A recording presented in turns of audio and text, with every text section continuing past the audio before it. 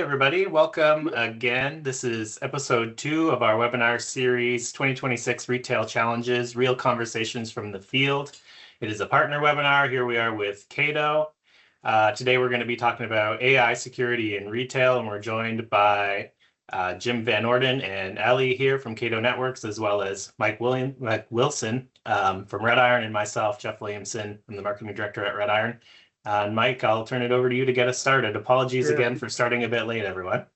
All good. Thanks, everybody. Happy Thursday here. We're going to start doing these more on Thursdays just because of, we understand our retail client base, and, Fridays are, a lot of retailers, summer Fridays. So, thanks, Jeff, for the intro, and welcome to Jim and Ellie from Cato. Really excited to be here. This is our second in a series of partner webinars with Cato. Hopefully, for most of the folks on the call, you know who Cato is. If not, you're going to get to know them now. We like to tackle on these webinar series, really, what is, how does it matter to the field? And, in this one, we're talking about AI security in retail. So, I have just a couple things to go through, and I'm going to shorten my script a little bit here just so we can get into the meat and bones of the demo. AI security in retail, we know that, the traditional model of like data center security doesn't really work in stores. I always tell everybody that I'll listen that the retail edge is like the largest unmanaged attack surface in any enterprise. I think about my history of running stores and technology. Anybody could plug into any port, and now with AI, that becomes even faster, right? The AI is going to think about how to do those things, at human scale and human level of intelligence. And, we'll see it today when Ellie kind of shows on the screen. The AI security within like our current retail stack it becomes less and less visible as the models evolve. So there might be some really great tools out there that can help you with prompts and say, oh, Jim Smith uploaded some sensitive financial data, into Grok or something. And that's really good. But Cato is now giving visibility on kind of the left and the right sides of the model. It can also help you. I saw an interesting stat when I was talking to Cato that, a customer signed up for a Perplexity enterprise license, and, they tracked it 2 months later, and still 95% of their users were still using ChatGPT.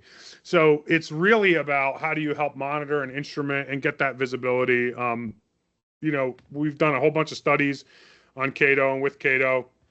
They really are ahead of the market in how they're pulling AI security into retail. I think this slide will just go quick, but 3 things: the problem, and then what we want, today's session, what it's about, and then what you should walk away with.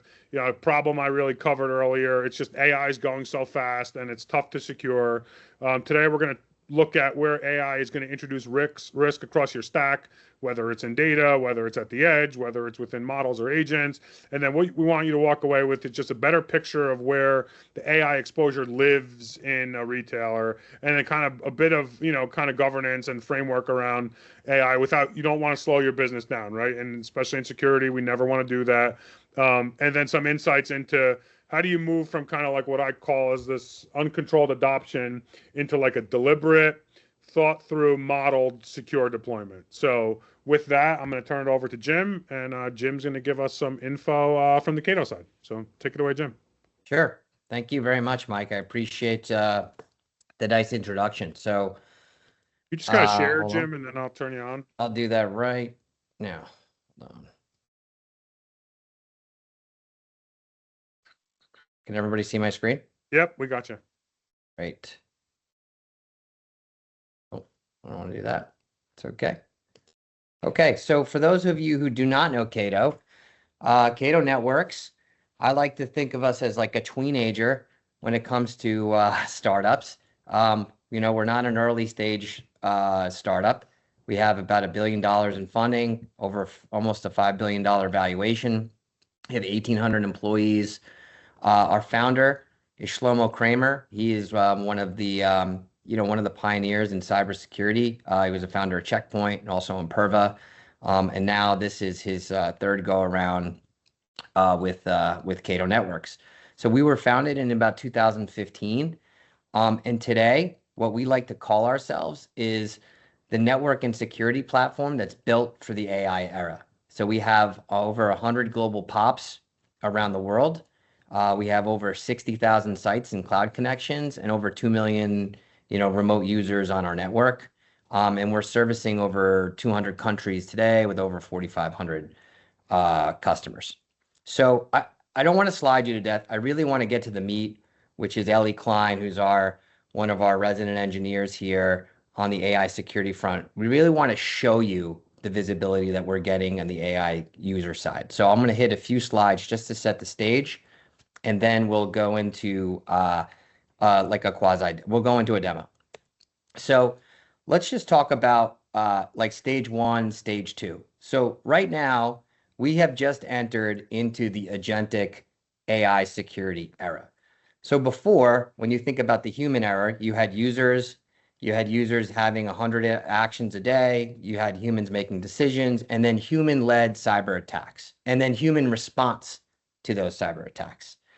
Today, as we fast forward, you now have users and agents, right? You have millions of actions, and you have autonomous decisions and agentic AI attacks. I think there was a stat recently that said there are actually more autonomous agents on the internet than there are actual people. So that's an interesting fun fact now. So what we like to, when we talk about, our network and security, platform being ready for the AI era, right? We think about legacy architecture. So if you think about today, when you have your stores or your locations, you have hardware-based appliances that are at a lot of those different locations. And what the attackers have gotten really good about is creating vulnerabilities on those appliances on a day-to-day basis, right? So you have security teams that need to have patching and maintaining of those solutions. Mike kind of alluded to that before. And then you're really dependent on like a security like patching cycle, right? As we enter this AI era and this new reality, I think it was everybody has seen the news on Mythos. The founder of Palo Alto Networks, Nikesh Arora, was just on a podcast and was just talking about how, they were finding vulnerabilities in their code that were 6 years old because of Mythos. So that is the power of this new AI reality that we're in. So you need to adopt and protect automatically. So here's just some quick stats. This is almost year over year. So I'll start at the bottom. I think last year or 2 years ago, the average, data breach or ransomware event was about 4 million. That's now upticked to about 5 million. And if you think about attacks getting faster on the enterprise, right, it really boils down to that vulnerability piece and the patching component. That is where most of the exploits are happening now. And you can see the numbers taking up from last year, 20 to 31%, 38% to 26% from a remediation standpoint, and the days ticking up higher. So at Cato, we believe that the network becomes the enterprise AI control plane. So you have users, you have devices, you have browser extensions, SaaS applications, right? There's a lot of other vendors right now that are like claiming you can do it on the endpoint, you can do it in the cloud, but endpoints don't see all devices and clouds they only see workloads. The network interacts across the enterprise. So you have the ability to govern AI access, you have the ability to prevent data leakage, and you have the ability to detect agentic agent attacks and agents within the network, and then you have the ability to enforce the policy globally, right? No matter where that is, and no matter who the user is. I'll skip this one. I want to get to Ellie. It's the main event.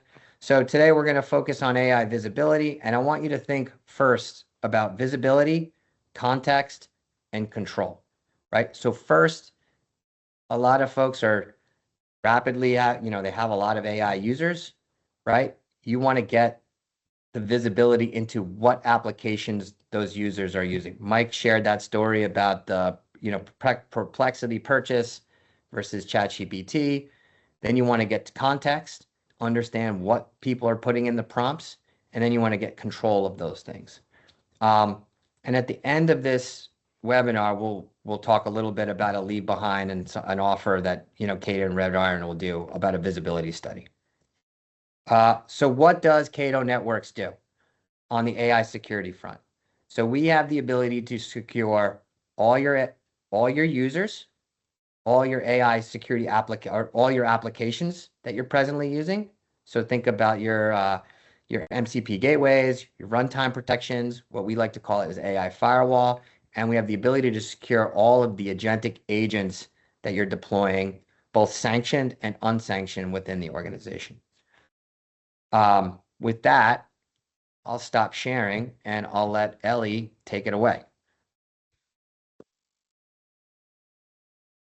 Awesome. Thanks, Jim. Let me share my entire screen. Okay. Can everyone see the Cato Management Application, or CMA, dashboard here? Yep. Awesome. Great. Yep, we got you. Thanks, Ellie. Yeah. So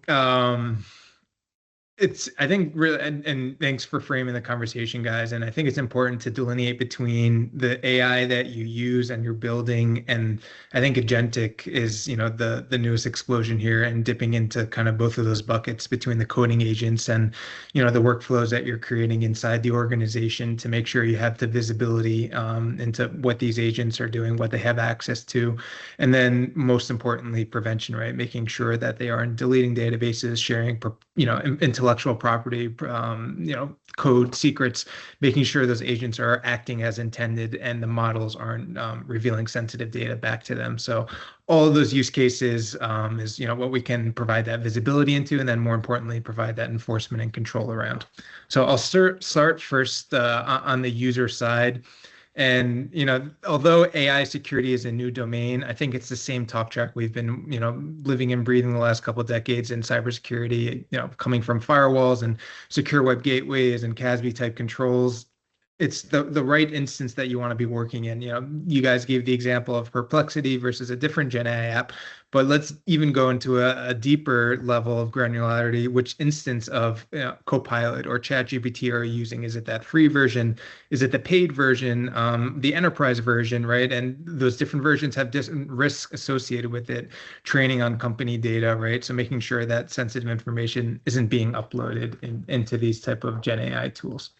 So, one of the first things, right, but beyond just the visibility, is having some type of control here. So I'm here using a free version of ChatGPT that's training on my data, which I don't want any type of sensitive information, coming in. But we'll see in this first use case here, I'm asking what my name is. I live at this address. What movie did I star in? So I'm still getting the output, the result, that productivity that I want from the model without revealing that sensitive information here in this prompt.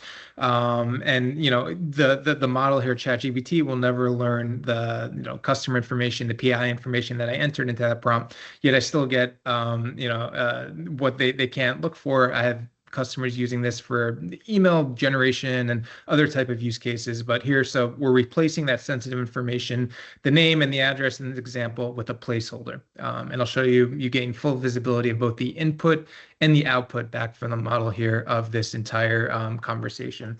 So to double click on that, Ellie, what you're saying is that with the appropriate guardrails through our AI security, is we have the ability to take out the customer name and address, right? Because there was a violation of PII data. And then another double click is that if you're using any freemium versions of any of the large LLM models, they have the sole right to train on the data that you're inputting into there. Exactly. Yep. So having that focus of an AI security leader here, doing the due diligence of any of these applications popping up and measuring that risk associated with it, and then having the ability to apply those policies is extremely important here. Another example, moving beyond just placeholders and redacting that sensitive information, but those prompt injections and jailbreaks and decoded type of attacks here, right? As the sophistications or commoditized AI type of attacks are out there, we can block and have the really important runtime protections and guardrails Jim mentioned there. So not just allowing this prompt to get through, but actually blocking a risky type of prompt injection here. Another example. And then if I moved into a different type of LLM here, Gemini, for example, and I wanted to move beyond those, risky type of prompts here, but let's say we can use AI to protect against AI, custom free text detectors here. Beyond, of course, and I'll show you in a second, all the predefined data identifiers that we have and we've had in IT for a long time with pattern matching and signatures and regex, right, and DLP type controls. But I think it's the attack surface and the blast radius has gone a little bigger here in these type of tools and power here, where it's the intent and discerning what the actual context of this this prompt is, and making sure the models aren't revealing sensitive information here. So using AI and having models to make sure that the topics and the discussions, right, that we don't want being fed into these models are appropriately monitored and potentially blocked for. To that point, right, yeah. Ellie? I mean, I think everyone has saw, you're one of the large, like, fast casual restaurant, jokes out there. But I think as retailers, what you're starting to do is you're putting out chatbots to the world for your consumers to deploy, but you need to put up the guardrails to make sure that they're using it for what you want them to use it for, as opposed to using it to jailbreak it and use it to solve a complex math problem to kill your company tokens, right? Exactly. Yeah, the token burn is real, right? And you want to make sure they're acting as intended, and so it's extremely important. So and I'll showcase, this is all on the third-party Gen AI, what I'm showing now, using many different inceptors, a browser extension potentially, a Cato client AI security mode only. So there's many different ways to get the traffic here to do what we need to do. But here, another example, we're detecting, and I'll show you how I wrote this policy here to match. Nothing specifically in here with any type of DLP policies, but we're user coaching, right? Are we sure we want to put this potentially, proprietary information into this third-party Gen AI model here, or do we want to discard that prompt and move away and reduce the number of incidents for the SOC team to really go after? So just with that user coaching in real time also is an extremely important workflow to work through. But to Jim's point, right, the third party, those moving to the third party AI applications that you're developing in-house, and all the, it could be in Copilot Studio and LinkChain, all these different type of sandboxes that you have, right, at your disposal. And there's use cases for internal or even external, those chatbots, right? So making sure we're protecting against, to his point, right, of the burrito use case there, to make sure there's no code execution Python scripts being run on this third-party support chatbot, and making sure there's a guardrail, a firewall in place to make sure you're blocking that policy and not, churning your tokens there. So, on the right side of the house, we would have a direct, external user interfacing here with this chatbot. And then here having an inline type of Cato AI firewall here to make sure there's prompt injections being blocked or sensitive information not being revealed, and so on. So I showed you the external, the third-party user interactions, right? But the power here is this one, policy, this one console, right, to kind of manage all the different use cases of your users, your applications, your coding agents. So we really paint that big picture, right, of what's in the environment, which risks are associated with different applications that we might be seeing, which interceptors we're seeing that traffic coming from, the conversations, right? Are they seeking information? Are they asking, contractual questions legally, right? Should I sign this contract that, might breach some type of framework, EU AI acts or NIST frameworks that we don't want to be violating. So that's baked into this as well too. Leveraging the same type of engine profile here with all these predefined data identifiers that we have, but then to what I had just shown here with the custom, oh, sorry, on the next page here. RedIron, where I was picking up on, nothing in there was I saying about Mike's name, or, where what I want it to be, pattern matching signature detecting. I'm just training this model here to really look for, or like make sure we're staying in as acting as intended here at that application. And then, everything that I was just showing for in these demos, we have that full visibility with proper RBAC controls. If you want your sensitive prompts being able to be revealed to the appropriate, permission GRC teams, your junior analysts, right? They can access these policies, but then potentially they wouldn't be able to view these prompts here. So we'd have this, reveal session here clicked every time there's an audit trail. You're clicking on this. And with permissions, right, we'll see what the violations might be, the topics, the intents, and that full interaction between not just the prompt inputted from the user, but also what the LLM is spitting back there as well too, and redacting that sense information as an example of that placeholder. So I know this is just, the tip of the iceberg. I didn't even get into the coding agents, what we can get in, put policies around Claude and Cursor and Codex and beyond discovery type tools. Are you running unsanctioned type of coding agents on the workstation? MCP, high risk MCP gateways connected to it. But really, having this full platform approach to the AI security problem that keeps getting redefined weekly is, what we're here to solve, I'd say. Yeah, so I think that's a really important point, Ellie. So, and I know we went over it very quickly. Yeah. But there's a lot of noise out there when it comes to AI security now. There are a ton of startups claiming to do AI security, right? And there are a lot of the larger vendors that are out there. What I want you to take away from this call is that Cato is one platform where you're actually setting the policy for the AI that you're using, the AI applications that you're building, and the agentic agents that you're also deploying as well.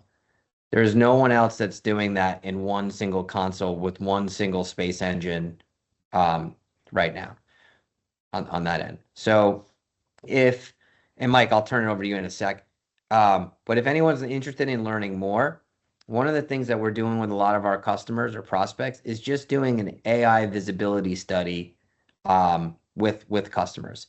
And that's just a 2-week process just to get an understanding of what is in your environment today and what folks are using. Thanks, Mike.